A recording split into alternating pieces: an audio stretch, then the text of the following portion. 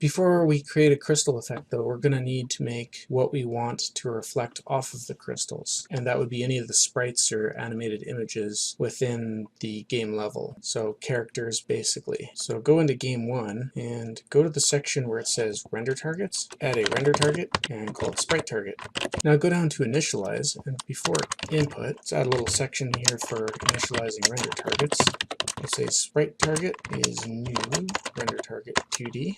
Graphics device uses screen width, target screen width. This matches our target buffer size, and all our sprites that we want to do effects on or we want to use for other effects like reflections can go on this one sprite target, and then we can draw that all at once. Now go down into load, and right after we set the image for tiles, before we set up the sheet, put in our effects parameters, and here we'll have to pass in the screen resolution information, and we'll also have to pass in an image for shimmer.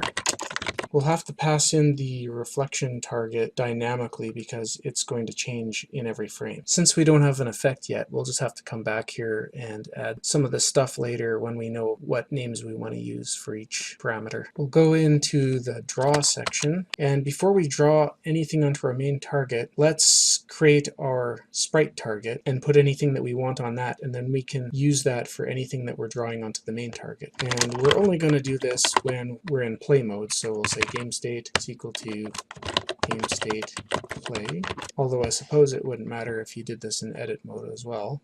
So we'll use graphics device to set the render target to sprite target, which is what we're saying we want to draw on. And let's make sure to clear that device because it doesn't have a background that's overwriting the previous frame. We want to clear it, and I would say not color.black but transparent black. That way all the pixels are clear and you can draw it over top of something. In here we'll also draw any monsters and draw players.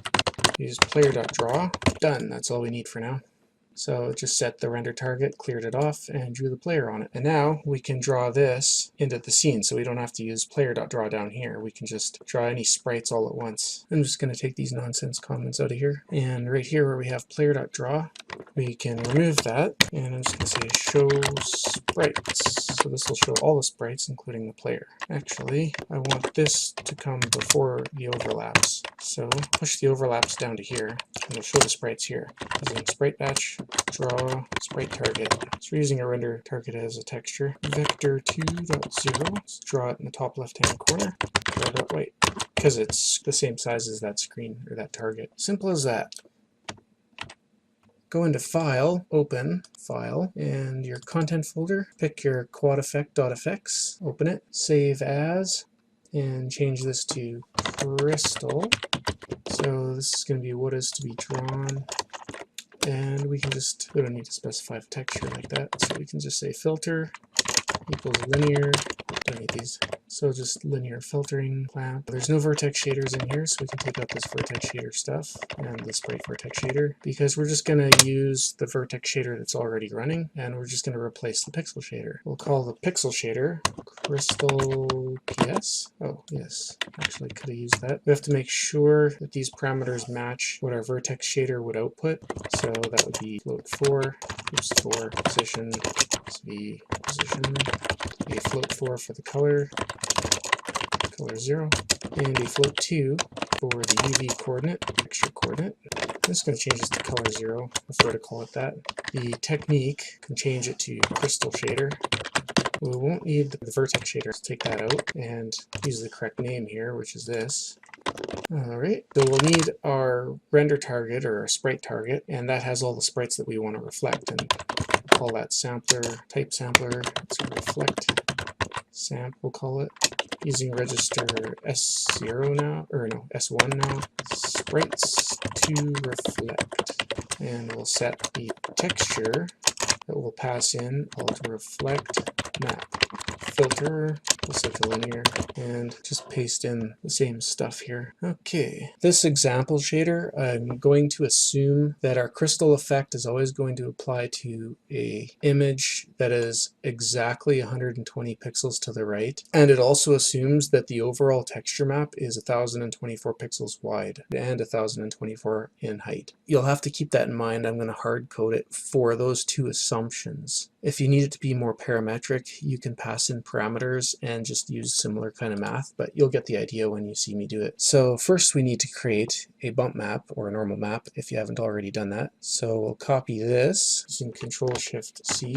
I got my grid turned on. I'm using the apostrophe to toggle it, or Control apostrophe. The red is indicating that the light is hitting that part first, if this was used for light and shadow, and the green is indicating that the slope is kind of the opposite way, so that would be a darker part of it. We're going to use these sloping values to create distortions in the image rather than affect the lighting. One thing you could do if you wanted a really good accurate normal map is you could match a 3D mesh up sort of with this image and then bake that out as a normal map. In this case, we're just going to do this cheap and simple way using color manipulation. So first we could convert it to a grayscale and then convert it back to color.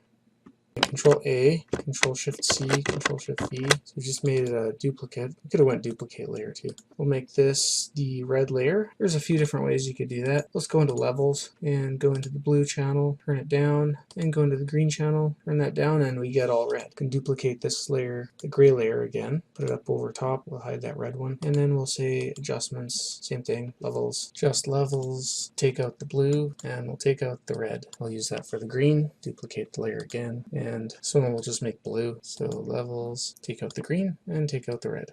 So I would make a backup copy of these in another folder and duplicate these three, put them in that folder, and then just use that if you need to fix something that you messed up. We can use the green to represent any shadow areas. So I'm going to press E to activate my eraser. I'm going to turn down the opacity so I can kind of airbrush in where I want to erase, essentially. Actually, let's move that blue layer up in between. Whoops, I'm erasing the wrong layer now. Any obvious areas where it wouldn't have shadow, so I'm having the light come from the upper right hand corner. So by erasing, I am saying that these are not areas with shadow. They will be fairly bright. If you wanted to, go ahead and just paint a pure green color anywhere where you want some intense shadow. Just got to keep in mind that this green is just communicating where things should be really dark. So even though it looks like I'm making it brighter, these are kind of causing lines of shadow. I mean, if we're actually using this as a normal map in the normal sense. I'm going to overlap this a bit. It doesn't matter if we color outside the lines in this case. These should actually be fairly green here. Now I'm hiding the green layer, and then on the blue layer, which is above the red layer, we'll erase also, but we'll do it in exactly the opposite way.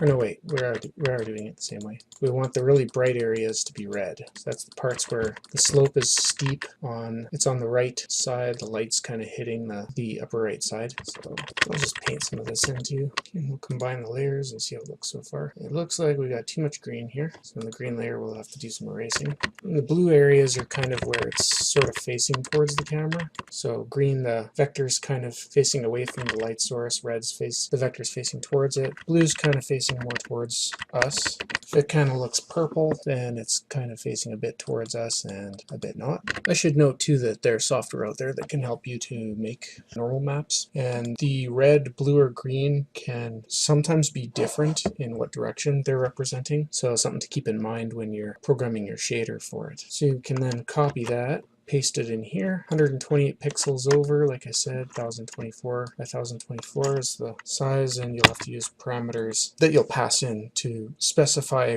where it is in the 0 to 1 space instead of just hard coding it. Back to the crystal effects. First we'll want to get the UV coordinates of our normal map, and those will be equal to our current UV coordinates for now, but the actual normal UV coordinates are over to the right. Like I said, I'm hard coding this. 0.125, so that's 120 pixels to the right on tile's image, which has 1024 total width. Let's make this a comment. So that would be 128 divided by 1024. That gives you 0.125 in 0 to 1 space. So that's how far to the right we need to go.